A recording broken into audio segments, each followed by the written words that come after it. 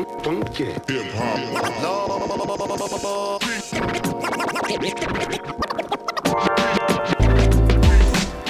everybody, welcome back to another tantalizing edition of Behind the Bar. I'm sorry, I'm giddy. I'm pumped for this beer review. I don't know why. I don't know why this beer is stuck with me for so long as a beer I had to have. But it is. If you can't tell, I picked one with a good label. Mikkeller Beer Geek Vanilla Shake Barrel Aged. This is, the label's in Dutch? I don't know. But this is made with 0.7% vanilla and 1% coffee. So this is a coffee and vanilla barrel-aged imperial stout in whiskey barrels. Clocking in at, I have actually no idea. This just shows you how, literally how little work I do beforehand on a beer review. 13% ABV, 12-ounce bottle. Has not actually been released in the States yet. I know the Mikkeller Brewery out in Cali did get a little bit, and I've heard that we might get some distribution here in the U.S. a little bit, but this is actually from overseas. So, we are going to... I'm kind of speechless. I'm kind of struggling with how to start this review because I'm a vanilla stout freak Nazi. And this is a beer that has been high on my list for a very freaking long time. Joe and I did a Coconut Wars review a while back, and I wanted one of these so bad for that review. Hopefully you can see that. I tried really hard and couldn't get batch one, so they released this new batch. I was able actually to get quite a few of them, so I actually have, hopefully this is really good because I have some. But yeah, I am pumped. I know this is a big vanilla stout, so we'll see what happens, guys, but I'm fucking pumped. I'm fucking, like, hype train. I'm trying not to, like, get in my head. This beer it's the best beer Mikkeller makes. I mean, flat out, that's just life. And I'm actually not a huge Mikkeller fan. I like Fred. Is it Fred? No, what is the American flag stout that they have? I forget the name of it. I actually really like that beer. And a couple of their beers are pretty good, but it's really hit or miss. Their Sponta series is really good, but they're really frickin' expensive for what they are. Not that this wasn't cheap, but anyways, let's dive in. Let's get into the beer. That's what we're here for. Let's do the damn thing. It poured out, like, kind of actually not pitch black. I mean, there's some color coming through. Like, no carbonation, though. I mean, none. Poured it out, no carbonation. It is wafting whiskey and bourbon to me. Like, it is straight barrel. So, but color, I mean, there's definitely some color coming through that. It's not motor oil. It doesn't look real thick. I'm getting some really good alcohol legs, though. You can see that. I'm getting a really good alcohol legs. But no carbonation. Let's dive in and see what it smells like.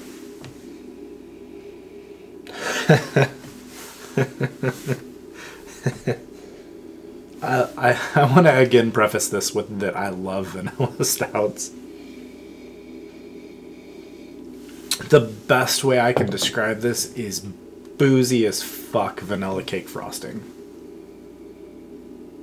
Like, you just took bourbon and vanilla icing and just fucking mixed it. Oh my god. I wish I could read more on this bottle. Since it's from overseas, I can't really read it.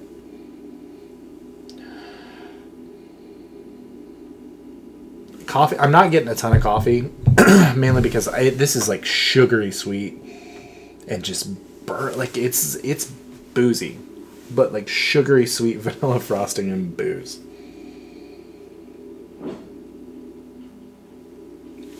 Seriously, I can't describe that any other way. Like, you know, like, if you get, like, a white cake from, like, the grocery store that's just got a layer of, like, kind of crusted over vanilla frosting, and you just take a bite of just that, no cake or anything, that is what this smells like. But then, like, it has this, like, boozy presence. Like, this, like, boozy, like, warm. Jesus Christ. I want to be honest, this reminds me of a little fuller nose, like a little bit more, slightly more complex, fuller nose than Bourbon County Vanilla Rye. It's got that like vanilla extract thing, but like with a sugary sweetness on top of that, plus booze, whereas I didn't get much booze on the nose of that beer. Can't wait, let's dive in. Cheers, guys.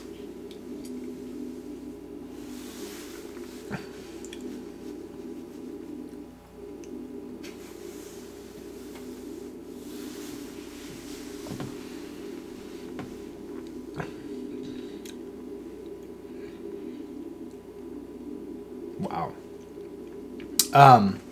Woo! That's boozy. Holy fuck, that's boozy. It doesn't hit you right away, but it finishes boozy like right here. Holy shit.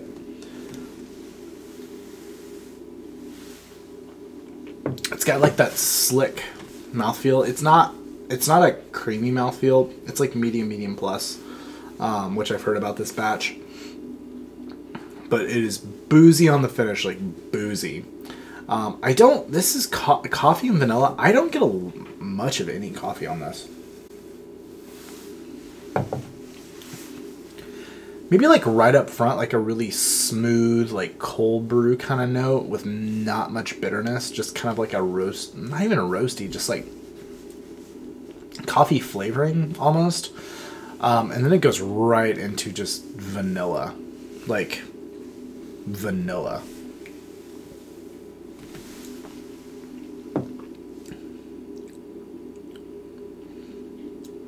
Yeah, just big, huge vanilla, guys. Holy fuck. That is like vanilla icing. Like, it's vanilla. It's like beat us, guys. Like, hashtag beat us. Holy shit.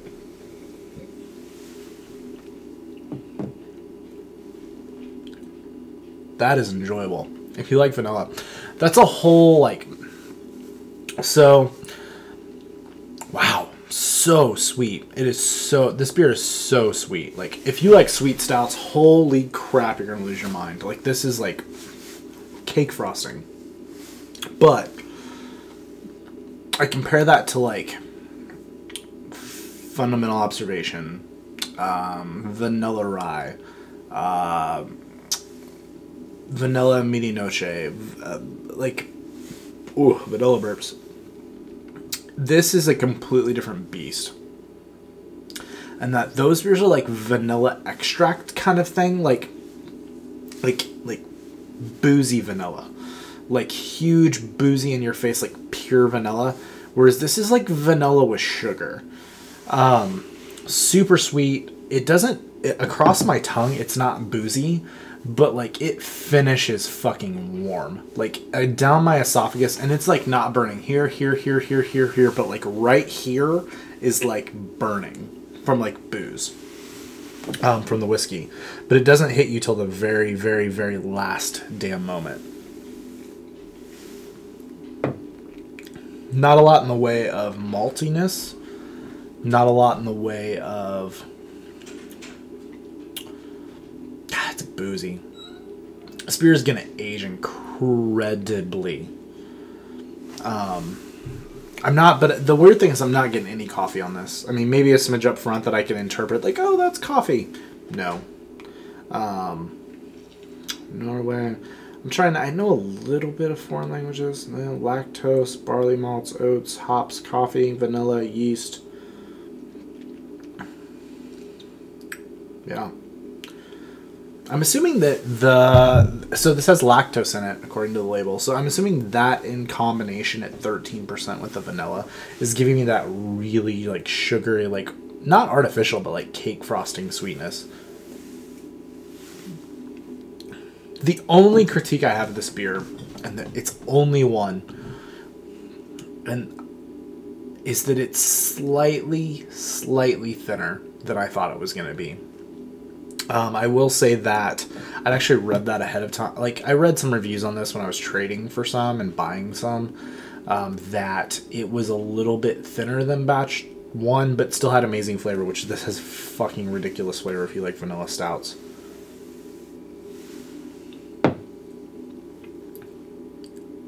Actually, as this starts to warm, I'm getting more and more of the coffee. I'm actually going to sit here and let this go. This is going to be a longer-ish video because I'm going to sit here and let what's left in the bottom of this glass warm a smidge while I'm talking. Because as this warms, the coffee's kind of blending in more. And kind of overtaking some of the cake frosting element and actually adding some thickness to this beer. Or perceived thickness. Wow. That is crazy sweet. It's like, seriously, where's my insulin? I don't even know how that works, but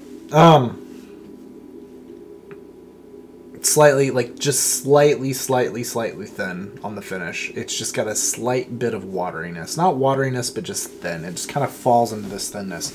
But then from there, it just washes down and just burns. Not burns, but like it's warm. Man.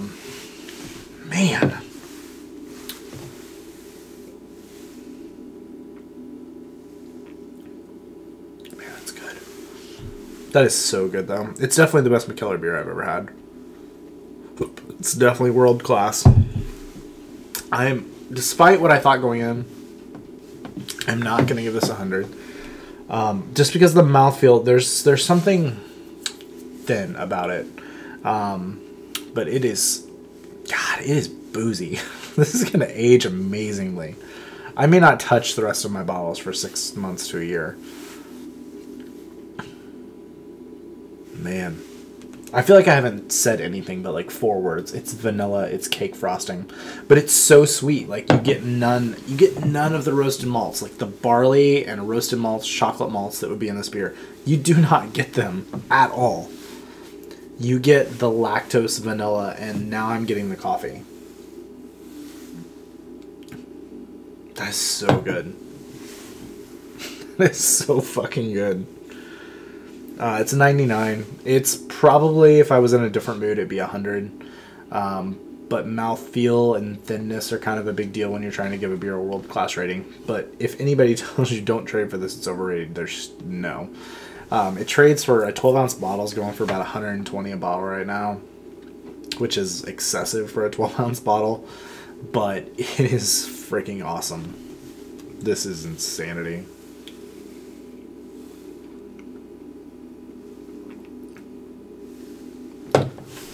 I want to give this 100.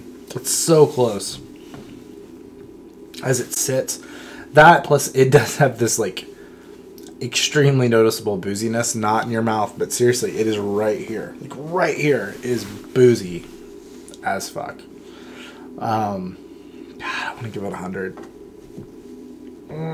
Look for the final rating. I'm going to drink the rest of the bottle. I can't. It's too much pressure.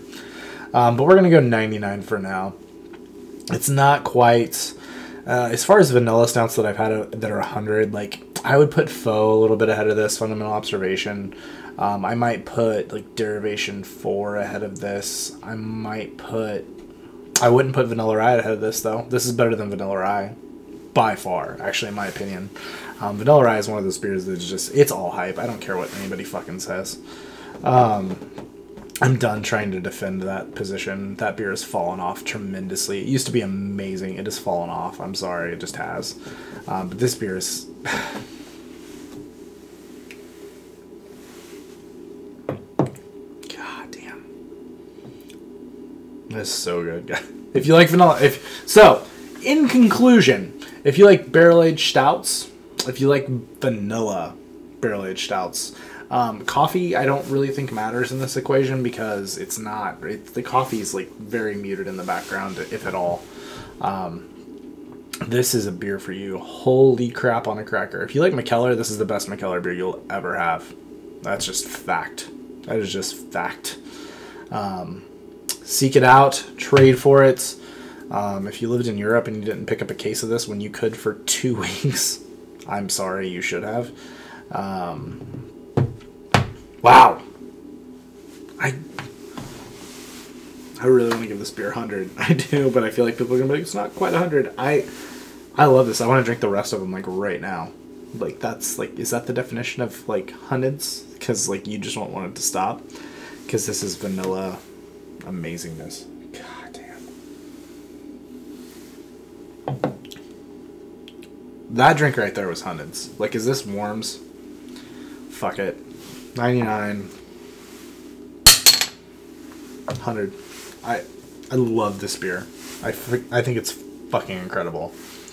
100 out of 100. That's it. I'm leaving it there. I'm not going to keep dwelling. This review is probably 20 minutes right now, and people bitch at me for that. No, so I'm going to do it. I don't care. I love vanilla stouts. I am impartial. Actually, I'm partial. I love vanilla stouts. That and coconut are my favorite. Vanilla is probably number one when it comes to adjunct stouts. So we're going to go... I'm going 100 out of 100. I don't give a shit. I think I'm pretty sure I'm the first one that's going to be on YouTube with this beer posted, and I'm giving it 100 out of 100. People probably won't agree, but that's my vanilla hype train. Choo choo, motherfuckers. Thanks for coming and having a beer with me. That's what this all is about. I'm going to keep pimping that more and more and more. As I've been talking to people lately, this is the point. This is you and me having a beer. Wish you were here to join me for it, although given the number of subscribers, it would be a full basement, but... thanks for watching, guys. I really appreciate it. Thanks for coming behind the bar. That is Mikkeller Vanilla Shake, barrel-aged. New hotness. I don't know. That's what we're doing. 100 out of 100. I dropped the mic. Till next time. Thanks for likes, subscribes, and comments. Cheers.